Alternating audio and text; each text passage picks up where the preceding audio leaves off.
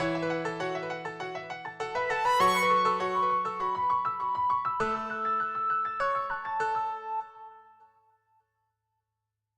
today's episode, I have a very interesting guest with me. It's the co-founder of Wilson Shields, Mr. Sheyi Abolaji. It's great to have you with us on the It's Academy. a pleasure to be here.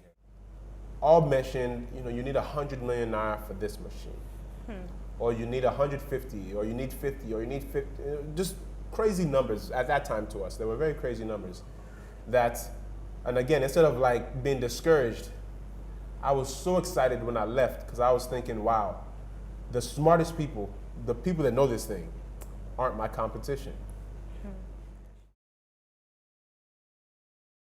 So marketing, packaging, especially when it comes to agricultural products, I think many people that are doing agricultural products are so focused on the product that they lose, they forget, like we did when we first started, that no, somebody needs to see, and reach out for the product. It doesn't matter how good it is, or it does matter, but they first need to pick it up. So making it attractive enough to pick up. Okay. Next, opportunities basically in agriculture. Agriculture is like the new oil in Nigeria. Everyone is okay, the agriculture industry is the next industry that will boom. Yeah. But what do you think, or what opportunities do you think are available for people that might want to come into the industry? You are into foods, some others are into fish farming, but what exactly opportunities that well-meaning Nigerians could explore in agriculture? There are many, many opportunities, and so I'll list some of the opportunities. And I think it's very, very important that as entrepreneurs or retirees coming into agriculture, that individuals focus, right? So you have from, even before you plant anything, fertilizers, clearing land, preparing land. That's a business opportunity in itself. Then you have the actual planting and rearing of these crops to maturity. That's an opportunity. You have the harvesting. That's an opportunity. You have the transport. That's an opportunity. You have the processing, the packaging, then the marketing and the selling. Many people look at agriculture as, they look at all of that as, okay, one big opportunity. And if one individual tries to do the whole line, it'll be so overwhelming.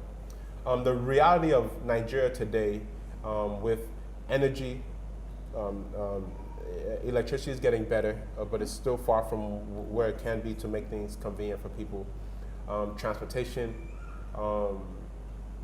and basic infrastructure, water and things like this, is such that if you want to try to do the whole chain yourself, you would, if you're not, Bill Gates, you're gonna have to be very close to him so he could sponsor you to be able to do it all yourself.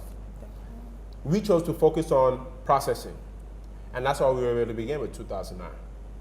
And we just focused on processing. As we've been growing, there's been opportunities to go into, okay, now let's clear land and let's plant this. And again, about seeking out mentors, we saw some people online in Ghana doing some tremendous things with agriculture, a company called Blue Skies. And we had an opportunity to go see them and speak to the MD there. And they've been doing tremendous things in Ghana for about 20 years now. Within the last 2-3 years, they just started planting, which tells me how much can be done if you're focusing on, they're doing processing, if you focus in your area. And then the scale that they're operating at now, it's just massive. So now they're starting to go backwards, but they've established something. They have a base, they have revenues, they're making a decent profit that can now fund them going to do other parts of the chain. But looking at the content exactly, how is it produced in terms of sourcing for it from locally, and as well as now bringing it to the final produce? How exactly are the step-by-step? And is it actually comparing it to other juices that are concentrated? And what exactly is the nutritional value of Wilson Shields? So let's start with how is it sourced through production. One thing that's very, very important to us is to support our local communities. So it's much easier to do concentrates. It has its own challenges, sure, but in terms of availability of raw materials is much easier. we've chosen to let our community and our partners grow with us. Okay. This is the model we're implementing. And by doing such, we were going to the markets to buy bags of lemons at one point. Then it was big bags of lemons, these rice bags of lemons. Then it was, oh wow, we need a vehicle to be transporting lemons. Now it's trucks and trailers that are coming with lemons. So one market, we were going there and we thought, this is infinite amount of lemons. We've learned very, very, very quickly that you need more than one source. So we have lemons coming from all across Nigeria. This country is blessed. It really is blessed. If you're ready to work and look hard enough. We've been disappointed, certainly we've been disappointed. But we have stayed true to some of our partners, and before our very eyes, looking at themselves, how they present themselves, their families, and then now their business, they're building their business around our business in terms of supplying us. And what we were doing even January, we're doing 4 or 5 times that now in August. So it's, so we have the sourcing of the raw materials. We have people dedicated to that specifically. Okay. We're not looking at today, we're looking at how we're gonna find enough lemons for next year, the following year. That's one. Then, we had a plastic juicer that we were using hand. Then we had a juice that we press. Then we built a locally fabricated juicer. Okay. Then we imported a juicer. Okay. We're looking to import several more juicers now. Okay. Unfortunately, we really want to keep this, let the community benefit from everything we're doing. So we wanted to have Nigerian engineers make these things for us, but it's consistency, reliability, and integrity has just been a big challenge.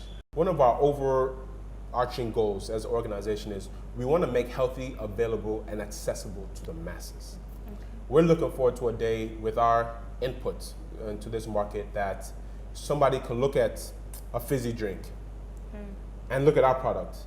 And the question isn't, do I have extra money for this healthier thing? The question is, do I want fizzy or do I want healthier? Right now, they still have to say, even if I want healthier, am I ready to spend? We're trying to eliminate that question that people have to ask with all our products across the range. So that's our goal right now. And then when they look at other things that people call juice here, I don't know if you really call that juice, but other things people call juice, and still our product is still, we want the question still to remain, after we go from fizzy to healthy, then to concentrates to more natural. So we believe we're going to win if we're able to make this option, this natural, delicious option available and accessible to the masses. Okay. All right. Well, what exactly do you think is needed for the cultural industry to be promoted in terms of governance and everything attached to it?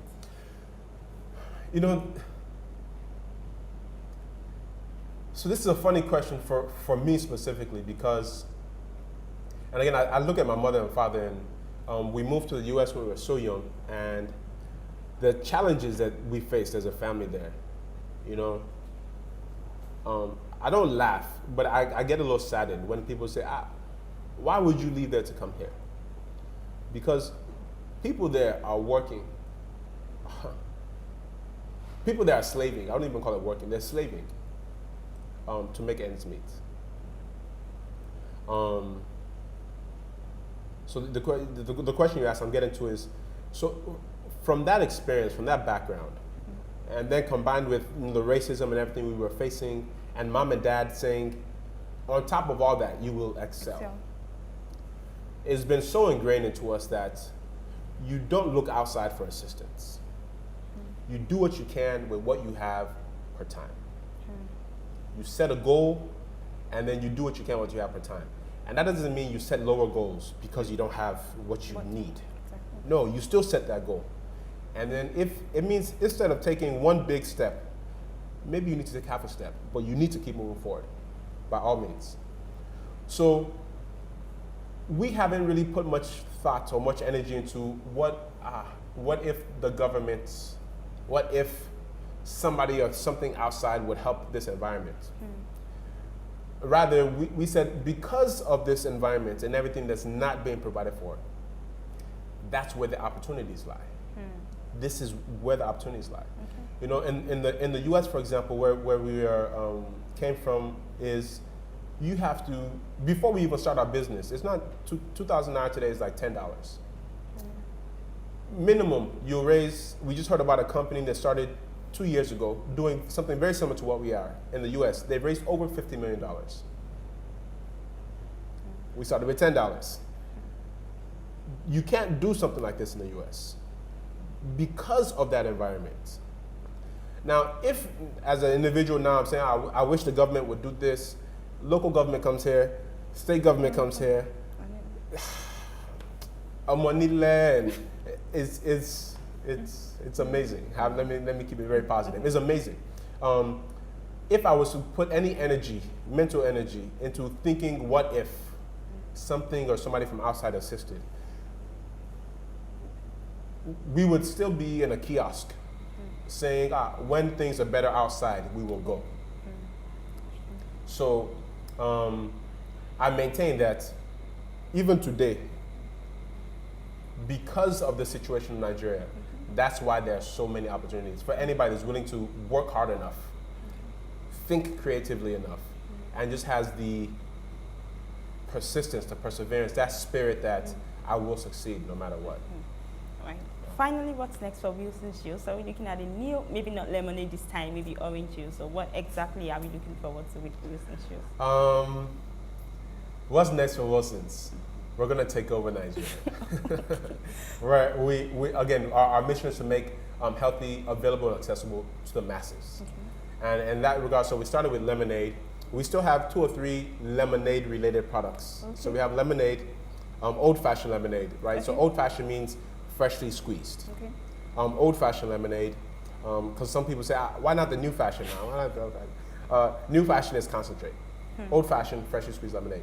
We have pink lemonade, which we make with the, again, harnessing these natural resources. Hibiscus, zobo, the zobo leaf. This is, people rubbish this thing here. This is gold. So we mix a blend of, we make real tea, hibiscus tea, and mix it with our lemonade. That's how we get our pink lemonade. We have an orange lemonade that we just got NAFDAC for. We're coming out very soon with a low sugar lemonade for our people that are running away from sugar. And then an iced tea lemonade. And it's delicious, it's delicious. Wow. As Nigeria is growing, as people are becoming more health conscious, more aware of the quality of the things going in their body, companies like ours are going to be much, much more valuable, right? And you know, instead of focusing on that 1% of the market that we can make huge margins, we have something for them too. But we're trying to now tap this huge margin, this huge population that right now all they really have is the option of fizzy or colored or flavored or artificially sweetened. We're trying to provide an alternative for that segment as well. Wow. I must say thank you so much for being with us on the Academy. It's been great speaking to you, and then I look forward to the new beverages that we'll be expecting. Thank you so much, Mr. I hope you'll be one of our samplers, if you don't mind. Okay. We'll talk about it after. Thank you so much, Mr. Thank you. It's a pleasure. Well, that'll be all on the Academy for this week. It's been very enlightening with Mr. Sheyi Abalaji, co-founder of Wilson's Juice. Well, don't forget to join us on our social media platforms, Facebook and Twitter, and keep it with us next week on the Academy. Till then, thank you very much for watching, and bye for now.